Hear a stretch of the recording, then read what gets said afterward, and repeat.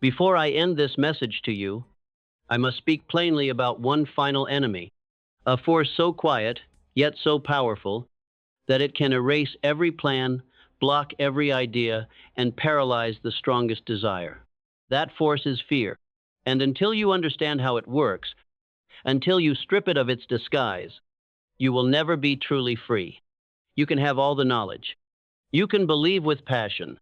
You can plan, act, persist, and even succeed, only to find yourself stuck, circling, or sabotaging. Because fear crept in without a sound. That's why I call them ghosts. Fear rarely announces itself. It doesn't come knocking in the middle of the day. It whispers at night. It hides behind logic. It wears the mask of caution, practicality, or timing. And slowly, it steals your future.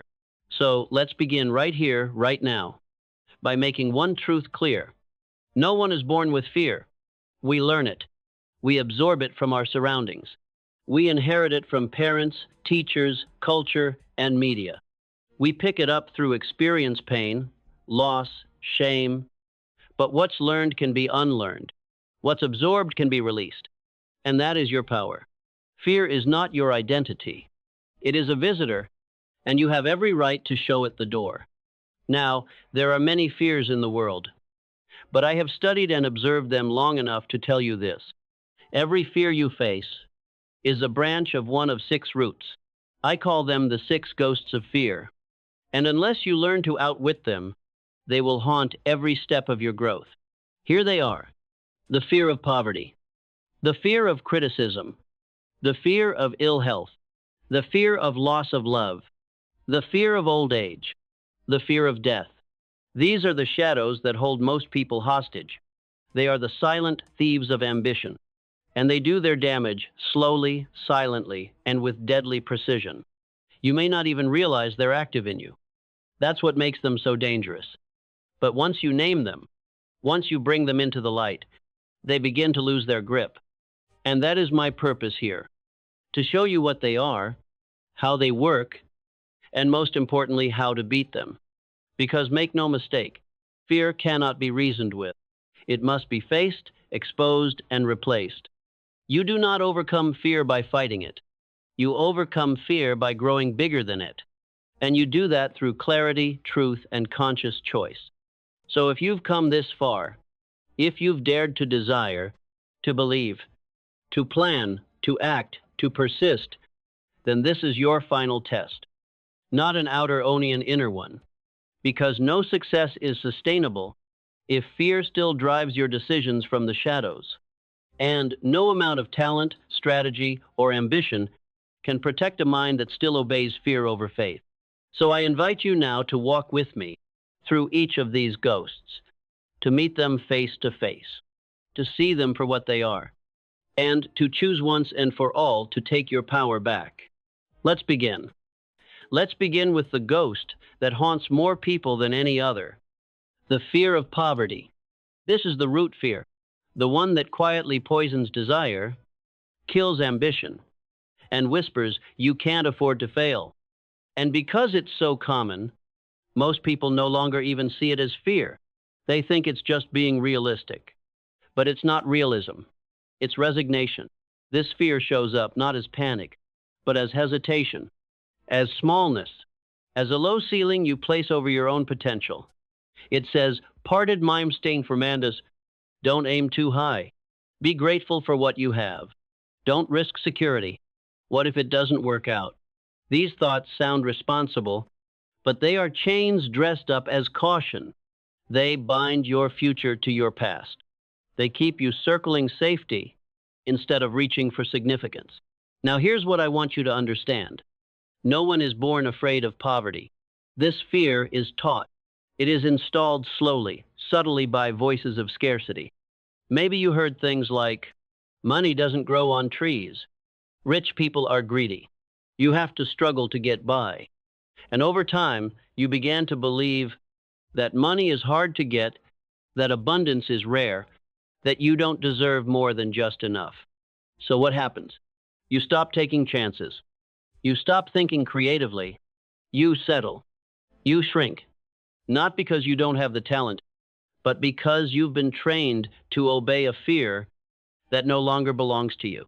This fear is dangerous because it affects your decisions at every level. You stay in jobs you hate.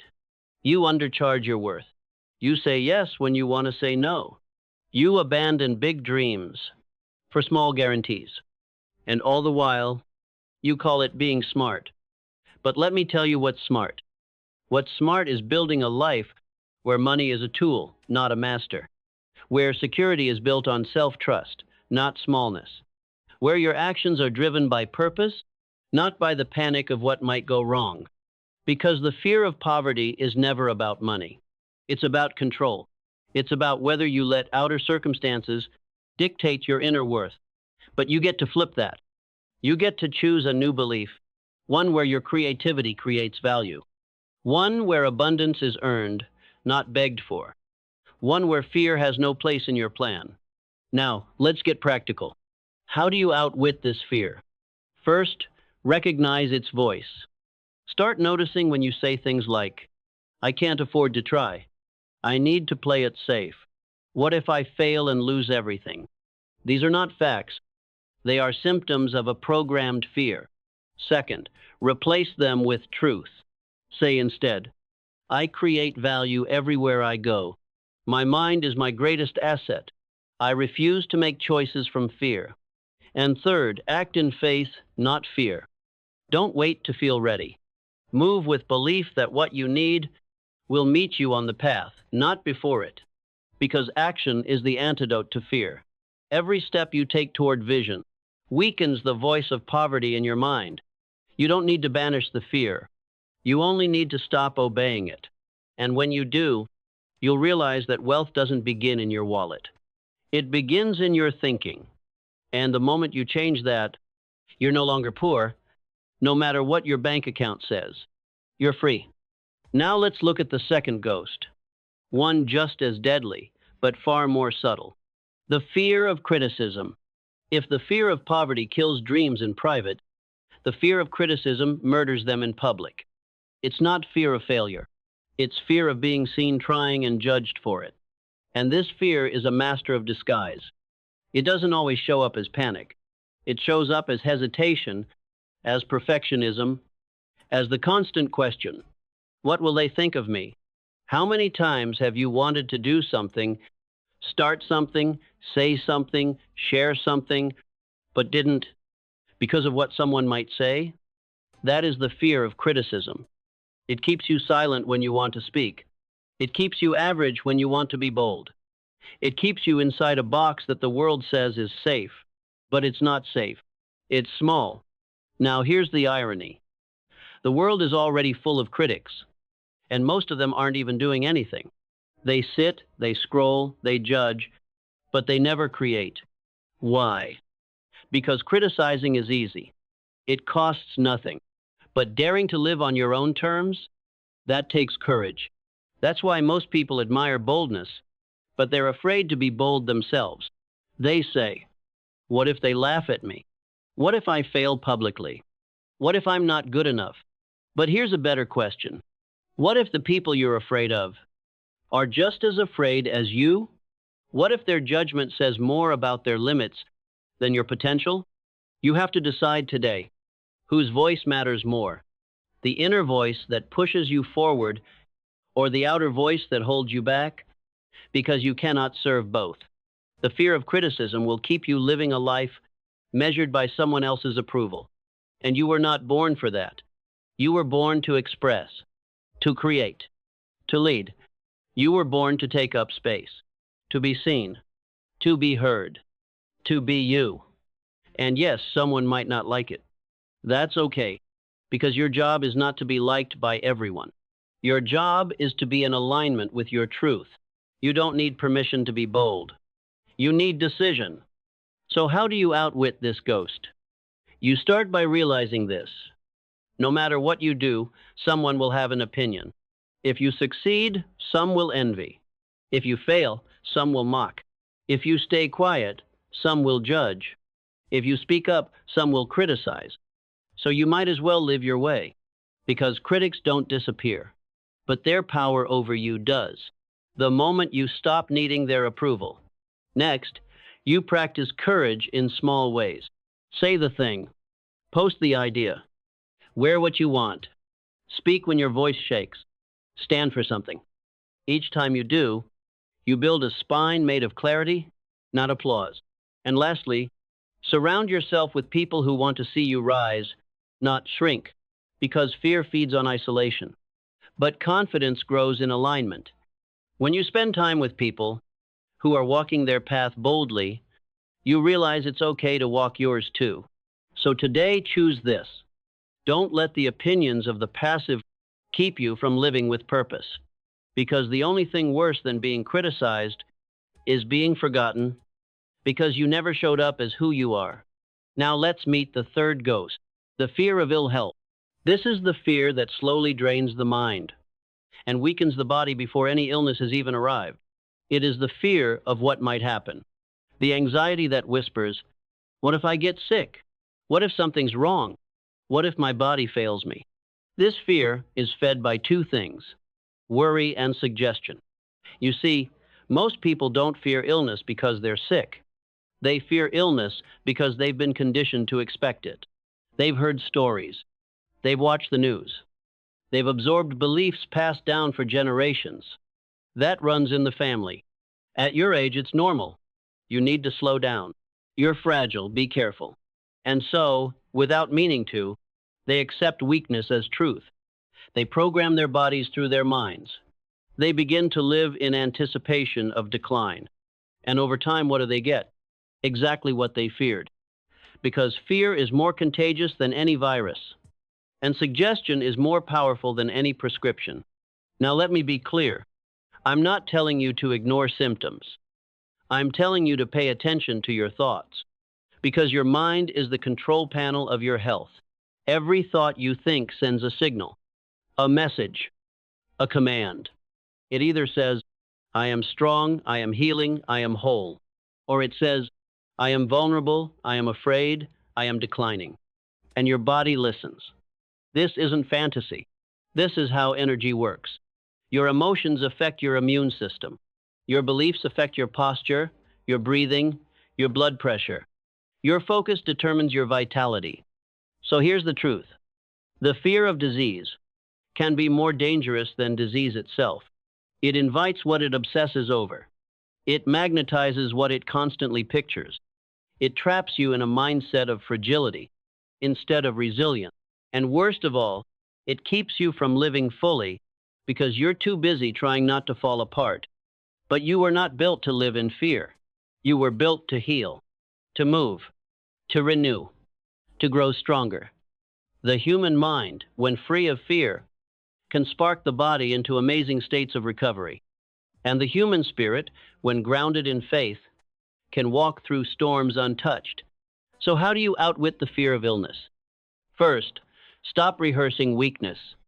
Don't speak as if you're already broken. Don't declare decline as your identity. Don't let the language of limitation become the soundtrack of your life. Second, create a new belief. Say it, feel it, live it. I am strong, I am healthy, I am energized, my body supports me, my mind protects me. Let that become your suggestion. Let that become your reality. And third, focus on what you can do, not what might go wrong. Move your body. Feed it with life. Breathe deeply. Rest intentionally. Think clearly. Because fear thrives in passivity, but confidence grows in action. And remember, you don't need to have perfect health to reject the fear of illness. You simply need to stop giving fear your focus. Your attention is your power. Spend it on strength, because you are more resilient than you know. You've survived more than you remember. And the moment you stop expecting to break, you start remembering how to rise. Now let's talk about a fear that disguises itself as love, but is anything but. The fear of loss of love. This fear can destroy confidence, corrupt the mind, and sabotage even the strongest relationships. And it often hides behind words like, I just don't want to lose them. I need to know they love me. I can't be okay if they leave. But let me tell you plainly, that's not love. That's fear wearing perfume. You see, real love is grounded in freedom, but fear of losing love is grounded in control. It leads to jealousy, suspicion, clinginess, desperation, emotional manipulation, and most of all, self-neglect. People under this fear often forget who they are. They abandon their voice to keep someone close. They shrink their dreams to avoid conflict. They tolerate disrespect out of fear of being alone. And the result? They don't just lose love, they lose themselves. This fear is one of the most common because humans are wired for connection. We want to be seen, accepted, chosen. But when your self-worth is dependent on someone else's presence or approval, you're no longer in a relationship. You're in emotional captivity. And that's not love. That's dependency. Now here's the truth. People may come and go. Feelings may shift. Seasons may change. But when you anchor your sense of love in who you are, not in who stays, you become untouchable. The fear of losing love only has power when you forget your own value.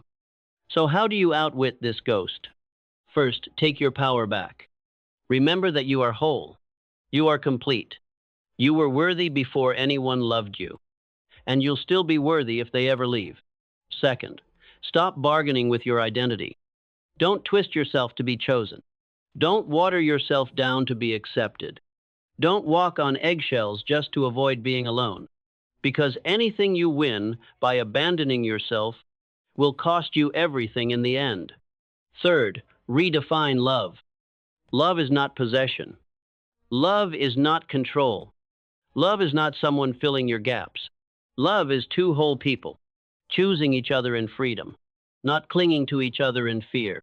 And lastly, build the kind of self-respect that doesn't panic when people leave, because not everyone is meant to stay, and not every loss is a tragedy. Sometimes what you thought was love was just your fear wearing a pretty face. Let it go. Let them go, and return to yourself. You see, the strongest relationships are not built on fear of losing. They are built on mutual strength. And when you let go of the fear of being alone, you begin attracting people who love you from power, not from need. So today I invite you to trade fear for truth. You don't need to hold on so tightly. You don't need to chase what's slipping away. You don't need to beg to be loved. You only need to remember who you are. And when you do, you'll no longer fear losing love. Because love will no longer be something you grasp for. It will be something you live from. Now we come to a fear that creeps in slowly, often unnoticed until it's shaping every decision. The fear of old age.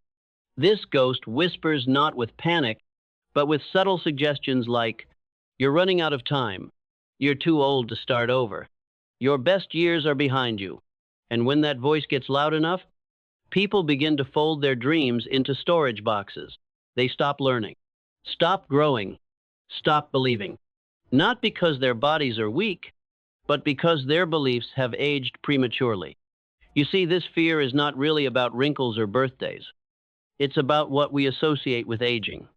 Decline, irrelevance, limitations, being replaced, being forgotten.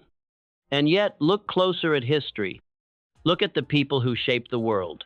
Many of them did their greatest work not in youth, but in maturity. Because what youth has in speed, age has in power. The power of wisdom, the power of emotional control, the power of seeing clearly. But most people never unlock that power because they're too busy grieving what they think they've lost. They've been taught to worship youth and fear what comes after.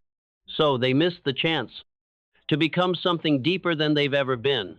That's the real tragedy. Now here's the truth I want you to hear clearly. Aging is not a loss. It's an upgrade if you allow it to be.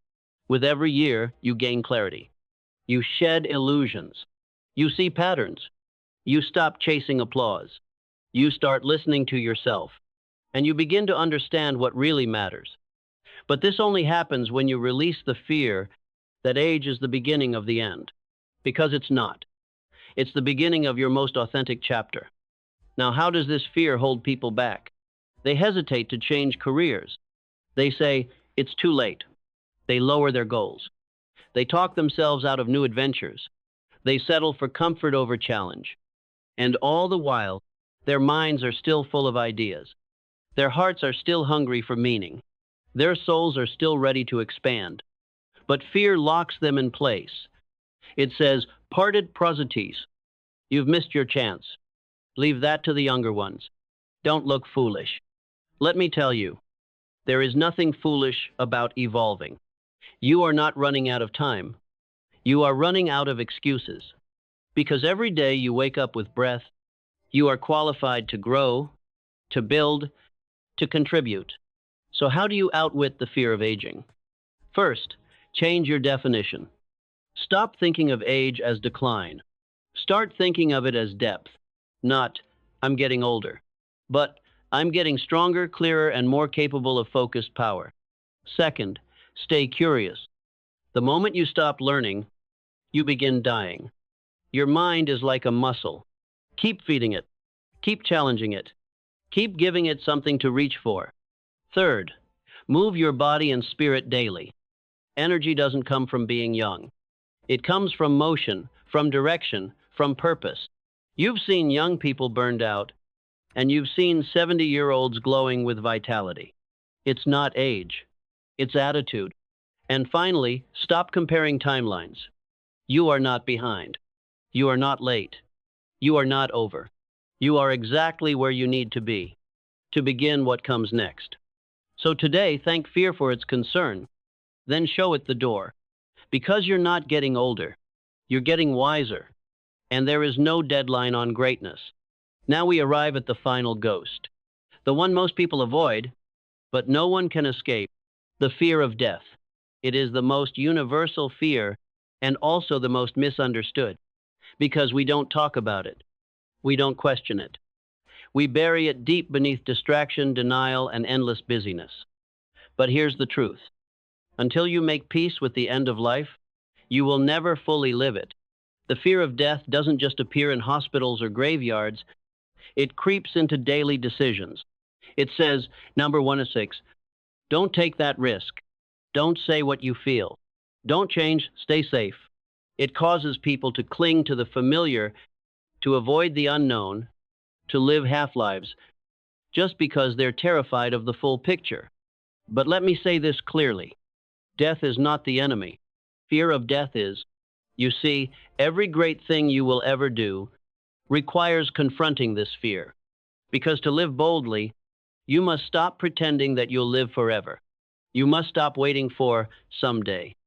You must stop acting as if you have unlimited time, because you don't. And that is what gives your life meaning. Not its length, but its urgency. The fear of death whispers, why bother? What's the point? It all ends anyway. But I say to you, that's exactly why you must act. Because it ends. Because you were given this short, beautiful, mysterious stretch of time, not to waste and worry, but to use with purpose. Now ask yourself, how much of your energy is being spent trying to avoid loss, delay endings, preserve comfort? What would change if you saw death not as a threat, but as a teacher? A reminder that now is all we ever have. That the moment to begin is not next year, next month, or next week. It's today. Because the clock is ticking, not as a warning, but as a call to rise. You can't control how or when the story ends. But you can choose how the next chapter is written. So how do you outwit the fear of death? First, acknowledge it. Stop hiding from it. Speak its name. Bring it into the light. Fear feeds on silence, but truth frees you. Second, reframe it. Death is not darkness. It is part of the cycle. Just as night follows day, death follows life. Not as punishment, but as transition. It gives life shape, focus, urgency. And third, live in alignment now. Don't delay your joy. Don't defer your dreams. Don't wait until later to become who you were meant to be. Because the moment you stop fearing the end, you start living from your center. You become bold, clear, unshakable. You say what matters. You move without apology. You love without conditions. You act as if your life is sacred because it is. And in doing so, you rob death of its sting, because you've already chosen to live without fear. So I invite you now, not to mourn your mortality, but to honor it. Let it wake you up. Let it focus your energy. Let it remind you, you don't have time to waste. You don't have space for fear. You have a life to build, and that life begins now. By now, you've met the 6 ghosts of fear. 1. Fear of poverty. 2. Fear of criticism.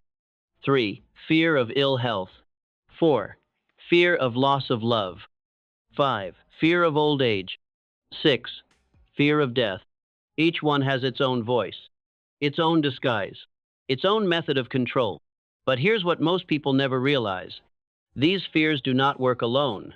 They work together like a silent network of sabotage. They show up in your thoughts, in your choices, in your tone of voice, in what you avoid, in how much you hold back without knowing why. They become so familiar that you stop questioning them. You think it's just how life is, but it's not. It's how fear has been allowed to operate unchecked. Let me show you how this works. You feel inspired to start something bold, a new business, a new relationship, a new path. But then the ghosts arrive. Fear of poverty says, what if you lose everything? Fear of criticism whispers, what will they say if you fail? Fear of ill health adds, you're under too much stress. It's not worth the risk. Fear of loss of love warns, people won't understand. They'll leave. Fear of old age suggests, you're too late. That time has passed. And finally, fear of death says, what if this costs you more than you expect? And suddenly, you don't move. Not because you don't want it, but because you've been surrounded by 6 invisible chains. They don't scream. They don't even push. They whisper, and you obey. But it doesn't have to stay that way. Because here's the good news. These fears are liars. Not because danger doesn't exist, but because most of what they warn you about never actually happens. They speak in exaggeration, in assumptions, in outdated beliefs that no longer serve you. So how do you unmask them? You begin by noticing your patterns. Ask yourself, where am I holding back? What keeps me up at night? What goal have I delayed again? What decision do I keep postponing? Then dig deeper. Whose voice is in my head when I doubt myself? What fear am I pretending is just being smart? What am I not doing simply because I'm afraid? This is how fear hides. As logic, as busyness, as the plan you never quite finish. It wants you to play small, not because it hates you, but because it feeds on your stagnation. But you are not here to stagnate. You are here to rise. So let me offer you this. From this moment forward, every time fear speaks, you don't need to argue. You only need to observe it. Say, I see you, I hear you, but you don't run the show anymore. Because the moment you name a fear, you reduce its power. And the moment you act in spite of fear, you reclaim your freedom. Courage is not the absence of fear. It's the refusal to obey it. So no more pretending. No more procrastination masked as planning. No more maybe later when your soul says now. You know what these fears look like. You've seen how they operate. And now you have a choice. To keep feeding them with your silence or to starve them with your action. Now that you've seen the 6 ghosts for what they are, you may be asking, how do I make sure they don't come back? Because fear, like a weed, always tries to grow back where there is space. That's why your greatest weapon against fear is not just resistance. It's replacement. You don't just get rid of fear. You build something stronger in its place. A new operating system, a new belief structure, a new default setting inside your mind. Let me put it plainly. The mind, like a garden, is always growing something. If you don't plant what you want, you will end up with what grows by accident, and that's usually fear. So how do you cultivate a mental environment where fear can't take root? You begin by feeding your mind daily with clarity, truth, and repetition of your highest beliefs. Not just once. Not just when you feel strong. But every day, especially when fear is loud. You tell your mind who you are, what you're building, and what kind of thoughts are allowed to stay. You don't wait for fear to leave. You overwhelm it with truth. And truth sounds like this: I am capable. I am safe to grow. I do not need approval to act.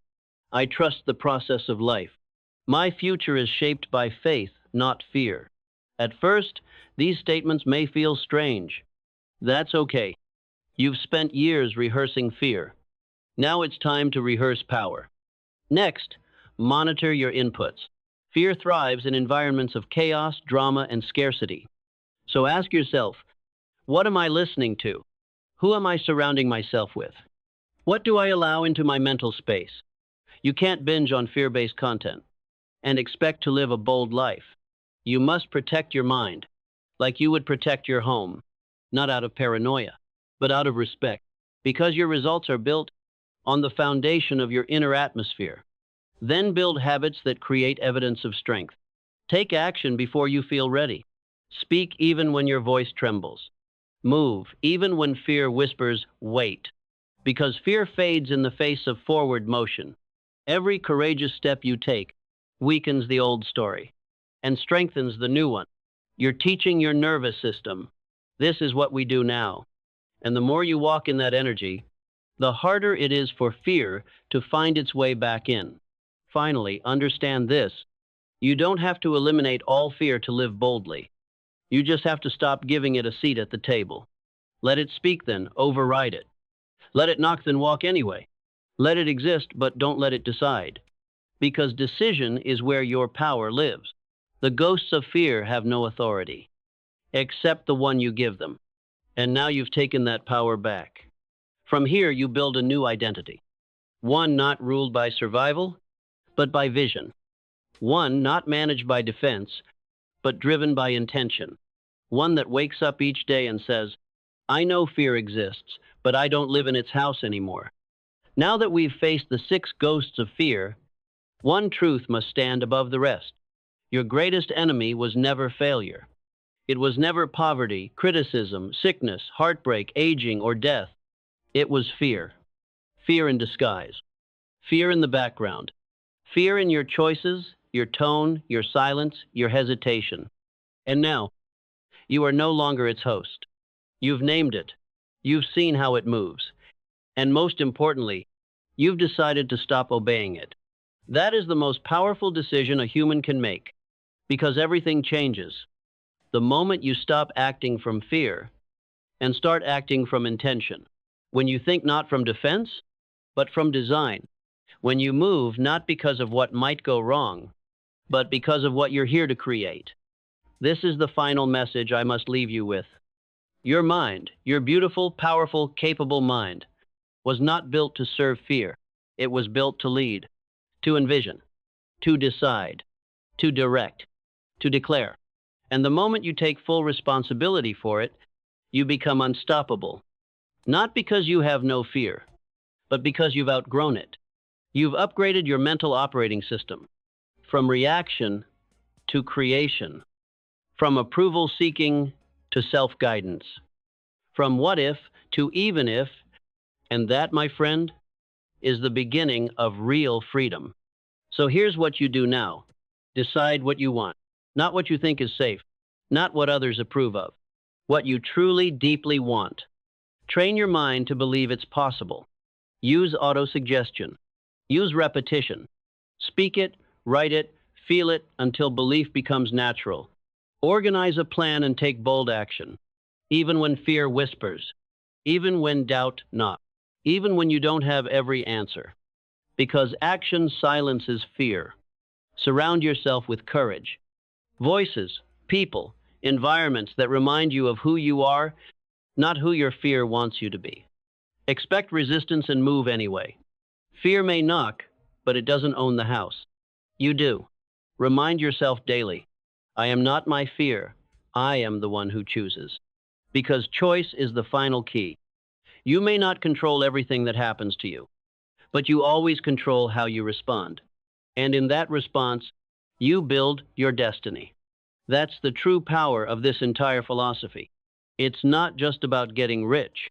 It's about growing rich in thought, in courage, in clarity, in character. It's about becoming someone who thinks clearly, acts intentionally, and no longer lets the invisible ghosts of fear write the story of their life. So now I ask you, as we close this journey, will you let fear keep you small, or will you step fully into your power? Will you live as a servant to anxiety, or as a creator of vision?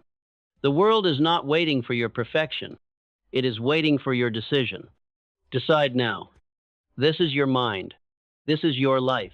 This is your time. Let fear knock. Let doubt rise. And then, do it anyway, because that's how you truly think and grow rich.